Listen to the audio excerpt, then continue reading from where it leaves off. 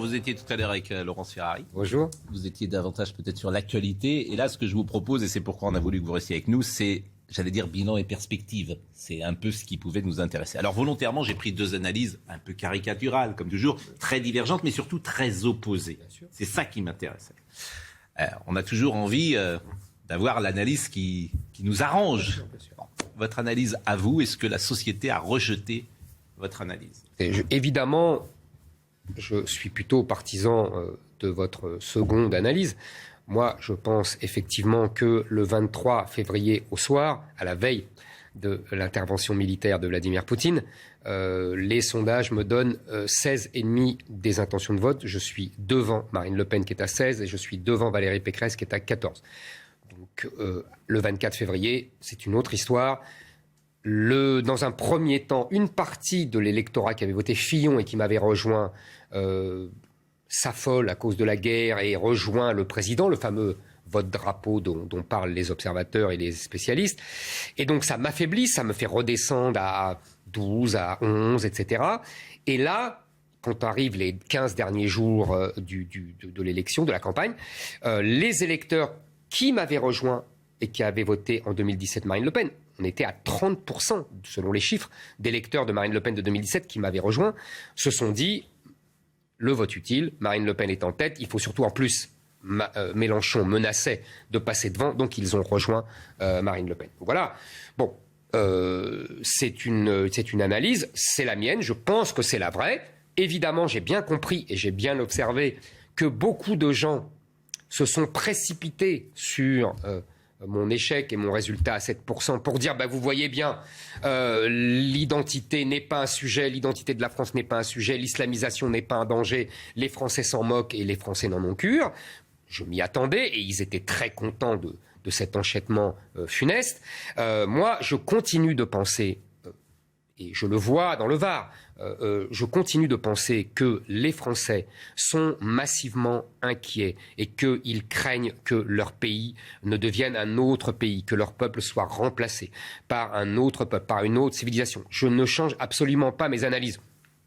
Maintenant, libre à vous et à d'autres surtout, parce que en l'occurrence, vous faites le reflet honnête des deux grilles d'analyse, libre à ceux qui pensent le contraire de le penser. Moi, je n'ai pas changé d'avis et je n'ai pas changé de diagnostic sur la situation, j'allais dire, pas seulement politique, la situation existentielle de notre pays. Alors justement, mais il y a peut-être un paradoxe. Est-ce qu'au fond, vous n'êtes pas le meilleur allié de d'Emmanuel Macron ? Parce que vous diabolisez tellement Jean-Luc Mélenchon, qui lui incarne, selon vous, ce grand remplacement, ce changement de peuple, etc., c'est que l'électeur de base, il se dit, finalement, je vais voter Emmanuel Macron, parce que Éric Zemmour, il n'y arrivera jamais tout seul. Donc, celui qui va mieux me défendre, face à Jean-Luc Mélenchon, c'est Emmanuel Macron. S'il pense cela, si l'électeur pense cela, il se trompe lourdement. En vérité, il y a une alliance objective entre Emmanuel Macron et Jean-Luc Mélenchon. Il n'y a une opposition non pas idéologique mais chronologique. Emmanuel Macron prépare le monde de Jean-Luc Mélenchon. Emmanuel Macron favorise l'avènement du nouveau peuple de Jean-Luc Mélenchon. Je m'explique. D'abord, sur le fond, la démographie. Il ne changera rien, on l'a compris, à sa politique d'immigration. Donc, il y aura 2 millions dans 5 ans, 2 millions d'entrées légales supplémentaires, sans compter les illégaux et qui vont se rajouter aux autres. Et il n'y aura, comme d'habitude, aucune expulsion de clandestins. Et il y aura toujours plus de droits d'asile, toujours plus de délinquants étrangers, etc., etc. Et puis surtout, sur le plan idéologique. Là, j'avoue que la nomination de Pape Ndiaye me sert sur un plateau, mon argument. C'est-à-dire que d'ailleurs, vous avez vu les réactions de Jean-Luc Mélenchon et des Insoumis qui ont fait l'éloge de ce grand intellectuel, disent-ils. Qu'est-ce qu'il fait ? Emmanuel Macron, c'est pas Jean-Luc Mélenchon, Emmanuel Macron met à l'éducation nationale, donc à l'éducation de nos enfants, un indigéniste, ce qu'on appelle un woke, c'est-à-dire quelqu'un qui pense même qu'il s'en faut... défend. Oui, il se défend des mots. Il se défend des mots parce que... Et encore, je n'ai pas dit islamo-gauchiste. C'est ça que je pense. Il se défend des mots, mais il n'empêche qu'il accepte la réalité. D'ailleurs, c'est-à-dire qu'il il faudrait expliquer le mot woke parce qu'il y a oui, vous avez raison. Le wokisme, vous savez, il y a des gens. Vous avez raison. J'évite toujours, c'est pour ça que je précise indigéniste, islamo-gauchiste, qui sont des mots mieux connus. Ouais. Mais woke, vous avez raison, c'est compliqué. C'est un mot anglais d'abord, qui veut dire éveillé. C'est de revisiter, en gros. C'est de prendre des lunettes de 2022 pour juger 1900, pour juger 1800. On peut le dire. Moi, je trouve que je le fais très courte comme ça. C'est pas une mauvaise. C'est le code noir de Colbert. Oui, absolument. C'est Napoléon et l'esclavage. Exactement. C'est pas une mauvaise analyse. C'est des gens et je trouve que ça n'a pas de sens historiquement pour le coup. Et ce sont des gens qui veulent donc déconstruire l'histoire de France. Et c'est exactement ce qu'a déclaré Emmanuel Macron en 2018. Il faut déconstruire l'histoire de France. Et c'est-à-dire qu'il faut en faire l'histoire de toutes les persécutions des minorités. On résume l'histoire de France aux persécutions des minorités.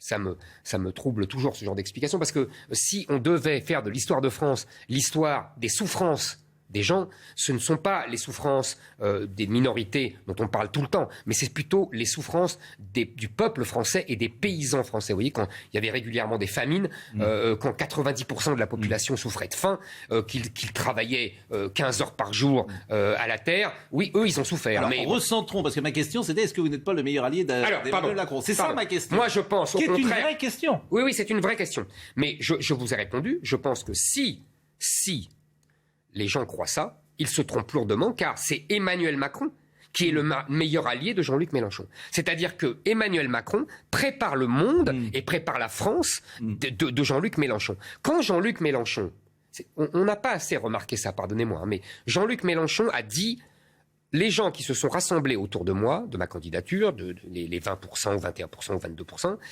sont le nouveau tiers-État. » Il a dit ça, Jean-Luc Mélenchon. Bien sûr. Vous savez ce que c'est que le tiers-État, évidemment, dans l'histoire de la Révolution française, et Jean-Luc Mélenchon le sait encore mieux, si je peux me permettre, que vous et que moi, parce qu'il connaît très bien l'histoire de la Révolution française. Le tiers-État, en vérité, c'est le peuple français.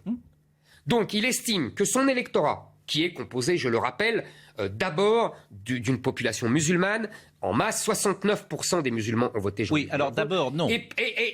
Vous inversez la proposition. C'est pas parce que 70% des musulmans ont voté Jean-Luc Mélenchon que la majorité de l'électorat de Jean-Luc Mélenchon est musulmane.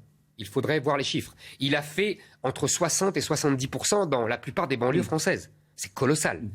Il y a autour de cette base d'électeurs musulmans, il y a des jeunes, absolument, des jeunes étudiants, des jeunes intellectuels déclassés, une espèce d'intellectuels, Beaucoup de jeunes. Beaucoup de jeunes, absolument. Pas forcément pauvres. Non. Pas forcément pauvres, qui habitent dans les métropoles. Bien sûr. Il ne faut pas forcément favoriser. On est tout à fait d'accord. Donc, qui ont un regard sur le monde différent de celui que nous avions, nous, d'une autre génération. Notamment par rapport au travail, à la famille. Tout à fait d'accord. Absolument d'accord. C'est pour ça que je dis, c'est un peuple islamo-gauchiste. Vous avez vu, parce qu'on va me dire, on ne peut pas définir les musulmans par l'islam. Vous avez vu ces sondages très intéressants sur le burkini. À peu près 70% des Français sont pour l'interdiction du burkini dans les piscines, mais vous avez 70% ou 75% des musulmans français qui sont pour le burkini. Comme ils sont à 75% pour les horaires séparés pour les femmes. Donc, si vous voulez, il y a bien confluence entre, c'est une banalité, entre les considérations islamiques et l'électorat musulman. Donc, je répète, Jean-Luc Mélenchon assume, et d'ailleurs il l'a assumé pendant toute la campagne avec son concept fumeux de créolisation, qui n'est qu'en vérité qu'un terme joli pour dire grand remplacement. Il assume un nouveau peuple islamo-gauchiste. Vous savez, c'est exactement la thèse des indigénistes. Vous vous souvenez de Madame Boutchedra, je crois, Ouria Boutchedra, qui disait pour atteindre l'hégémonie musulmane en France, il faudra des alliances avec d'autres Français non musulmans. Donc pour répondre à ma question, des butins de guerre. Donc pour répondre à j'ai répondu à votre question. Tout à fait. Emmanuel Macron prépare l'avènement du monde de Jean-Luc Mélenchon. Il y a deux choses dont je voulais qu'on parle, c'est évidemment l'union des droites et puis la diabolisation des idées qui va avec le bombardement médiatique. Ça m'intéresse beaucoup. Je finis juste parce que j'avais lu Robert Ménard qui avait dans une tribune du Figaro, c'était le 11 mai, dire une majorité pour Macron, moindre mal face au danger que représente Mélenchon. Donc vous voyez, c'était ça pense rejoint ce que nous disions là. Je ne sais pas. C'est-à-dire que le danger Mélenchon fait que les gens vont voter Macron et que vous-même, d'une certaine manière, êtes un agent entre guillemets. Mais vous savez, j'ai suivi l'évolution fulgurante de Robert Ménard pendant toute cette campagne, qui est passé de ma candidature à Emmanuel Macron en passant par Marine Le Pen. Donc maintenant, c'est un macronien, Robert Ménard. Le bombardement médiatique, je reprends votre expression, elle n'est pas de moi. C'est ce que vous dites et qu'on a vu contre vous. Dites-vous, également entre les deux tours avec la diabolisation de Marine Le Pen. Absolument. Et ça, c'est très intéressant, cette diabolisation des idées. Je crois que c'est Christophe Joly, j'avais lu une tribune qui disait « Si le Dalai Lama parlait d'identité, de mœurs françaises, pourquoi pas de coutumes, etc., il serait diabolisé. » Oui. C'est-à-dire que, au-delà de vos personnalités respectives, Marine Le Pen, Éric Zemmour, on l'a vu aussi avec Laurent Wauquiez, on l'a vu avec Nicolas Sarkozy quand il avait parlé d'identité nationale, etc., ces idées-là, ce fonds de commerce-là, si j'ose dire, ce fonds idéologique-là, immédiatement par la classe médiatique, dites-vous, bombardement médiatique. Pourquoi ? Est-ce que ça a toujours été le cas selon vous ? Et que faire, toujours selon vous, pour enrayer ça ? Ça a toujours été le cas. Il y a deux choses qu'il faut distinguer. D'abord, il y a la tactique de la gauche, et en particulier des communistes, qui ont toujours traité de fascistes leurs adversaires. Vous vous souvenez, j'avais sorti une affiche ici du général de Gaulle en 58 qui bâillonne une Marianne, une affiche du Parti communiste, et c'était écrit « Le fascisme, c'est lui ». Voilà, ça, de Gaulle a été traité de fasciste, Chirac a été traité de fasciste, etc. Ça, c'est une première chose. Et puis, il y a, vous avez tout à fait raison, ce qui est depuis les années 80, c'est-à-dire depuis qu'il y a une émigration de masse venue du Maghreb et d'Afrique qui est de plus en plus importante, qui est devenue le tabou absolu de la vie politique. Ça ne veut pas dire qu'on n'en parle pas, vous comprenez ? Parce qu'à chaque fois on me répond ça. Évidemment qu'on en parle. Mais celui qui en parle, et c'est là où Christophe Guilluy n'a pas tort, celui qui en parle, serait-ce le Dalai Lama, serait-ce n'importe qui, de très bien vu, serait immédiatement diabolisé. Oui, c'est exactement ce qui se passe. Et c'est pour ça que j'ai toujours dit à Marine Le Pen que sa stratégie de la dédiabolisation ne marcherait jamais. Et on l'a vu. Mais l'autre non plus ne marche pas. Non, l'autre, vous avez raison. Rien ne marche, non, sauf le centre droit. Vous avez raison. Ou le centre gauche. Non, vous avez tout à fait raison. Rien ne marche parce que nous avons face à nous une propagande inouïe qui vient de l'école, qui continue avec la télévision, qui continue avec les films, qui continue avec Netflix, qui continue avec Walt Disney maintenant, qui continue avec les médias. Je veux dire, c'est un ensemble. C'est une propagande qui prend les gens à l'enfance et qui ne les lâche pas jusqu'au tombeau. Mais exemple de propagande, selon vous ? Écoutez, vous voyez les affiches de publicité, vous avez les films, on vous dit en permanence que l'immigration est bien, que ceux qui sont contre l'immigration sont des méchants, et on vous dit en permanence que ceux qui défendent l'assimilation à la française sont des racistes, alors que c'est tout le contraire. On dit pas ça. On le dit pas comme ça. On le dit pas comme ça. Mais on le dit. On dit en gros que le modèle ancien est mort. Et qu'aujourd'hui, vous avez sur notre sol des gens qui viennent d'horizons différents, qui sont français comme vous et moi, que la société change et qu'effectivement, nous devons nous adapter tous ensemble à une nouvelle manière de fonctionner. Vous le dites très bien. Vous le dites très bien. C'est exactement ça. Sauf que moi, je pense que cette nouvelle France nous conduit soit à l'islamisation du pays en 2050, soit à l'affrontement des communautés. Bon, mais vous avez raison, ou l'exact contraire, c'est-à-dire que tout ça, quand tout le monde sera, si vous voulez, entre guillemets, quand la France sera créolisée, il n'y aura plus de problème. Mais elle ne sera jamais créolisée, elle sera islamisée. Parce que dans ce cas, quand il n'y a pas d'assimilation, non mais un mot, quand il n'y a pas d'assimilation, quand, contrairement à ce qui s'est passé pour les Italiens, pour les Portugais, pour les Espagnols, pour les Juifs polonais ou d'Afrique du Nord, ils ne s'assimilent pas au modèle dominant français, à la culture française, la démographie redevient fondamentale. C'est-à-dire que ce qui est important, c'est le nombre. On le voit dans les banlieues islamisées, que... avec une grande logique d'ailleurs sémantique, Jean-Luc Mélenchon et la gauche appellent les quartiers populaires. Parce que pour eux, c'est le nouveau peuple. Je suis obligé de vous couper parce qu'il est 9h15 et que nous avons un rappel d'infos tous les quarts d'heure. Mais en revanche, il nous reste encore quelques minutes pour finir sur ce chapitre et terminer avec l'Union des droites, ce qui était notre cahier des charges, si j'ose dire, de ces 20 minutes. Pour des temps de parole, on peut hélas pas aller au-delà. Je dis hélas parce que c'est toujours intéressant d'écouter les idées et d'être sur ces sujets-là. Mais pour le moment, Audrey Berthaud est avec nous. Redonner du pouvoir d'achat aux Français, c'est l'objectif prioritaire affiché par le nouvel exécutif. Pour y parvenir, la Première ministre Elisabeth Borne a promis un projet de loi, le premier de son mandat. Il sera examiné en juin, après les élections législatives. La saison des récoltes approche et les agriculteurs manquent de bras. Dans les Landes, les producteurs recherchent des saisonniers, mais sur les 500 postes à pourvoir, seules 300 candidatures ont été déposées. L'année dernière, à la même période, 1000 personnes avaient déjà postulé. Enfin, en Afghanistan, les présentatrices télé ont été obligées de se voiler quasiment entièrement le visage. Samedi, plusieurs d'entre elles ont défié les talibans en présentant les journaux avec le visage découvert. Mais leur résistance n'aura duré qu'une journée. Ces femmes n'ont pas eu d'autre choix que de remettre leur voile intégral. Pour connaître d'ailleurs le fond réel de votre pensée, Éric Zemmour, ces femmes présentatrices voilées à la télévision, vous imaginez qu'en 2050, la France puisse être contrainte à ce modèle-là ? Bien sûr. Vous l'imaginez vraiment ? Mais tout est possible. Vous savez, je vous dis, pour moi, la démographie fait l'histoire. Mais Donc à partir du moment, regardez ce qui se passe, ce qui se passe dans les banlieues islamisées. Regardez à Roubaix le nombre incroyable de voiles dans les banlieues parisiennes. C'est une ultra-minorité, ceux qui souhaitent ce ce modèle-là, ce modèle. Non, pardonnez-moi, ce n'est pas une ultra-minorité. Regardez les sondages dont on a parlé tout à l'heure. 70% des musulmans français veulent le burkini dans les piscines. En tout cas, qu'on ne l'interdise pas. 75% veulent autoriser des horaires séparés. C'est la même chose. Donc vous pensez que ce modèle, qu'un jour, à notre place ici, il puisse avoir, dans 30 ans, des femmes voilées qui présenteront les informations. Vous pensez que c'est possible ? Mais bien sûr. Bon, diabolisation et, bombardement médiatique pour terminer. Écoutez, ce que j'ai subi, c'est évidemment un bombardement médiatique inouï. C'est-à-dire que les gens, on répète tous les jours à la télévision sur toutes les antennes que je suis un méchant, que je suis un brutal, que je veux faire du mal aux enfants handicapés, que je veux renvoyer les musulmans, que je veux les exterminer. Je veux dire, c'est ça qu'on entend sur les antennes. En tout cas, c'est ce que les gens viennent me dire. C'est complètement fou. C'est complètement fou. Et ça...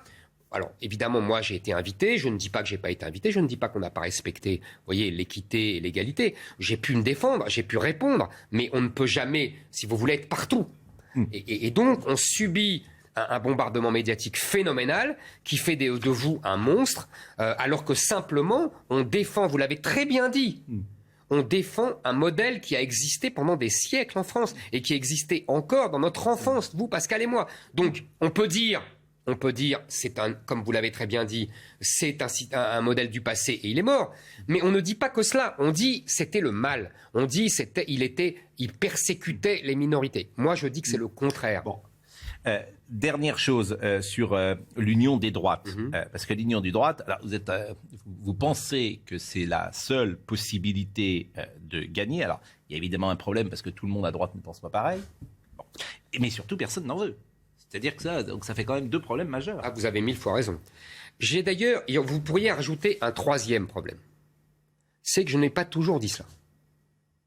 Dans les années 90, après le référendum sur Maastricht, j'ai beaucoup écrit sur ce qu'on appelait à l'époque, vous vous souvenez, les républicains des deux rives. C'est-à-dire que d'un côté, il y avait au RPR Charles Pasqua, Philippe Séguin, à l'UDF, il y avait Philippe de Villiers, il y avait même Jean-Marie Le Pen au Front National, et il y avait Jean-Pierre Chevènement au Parti Socialiste à gauche. Tous ces gens avaient voté non à Maastricht.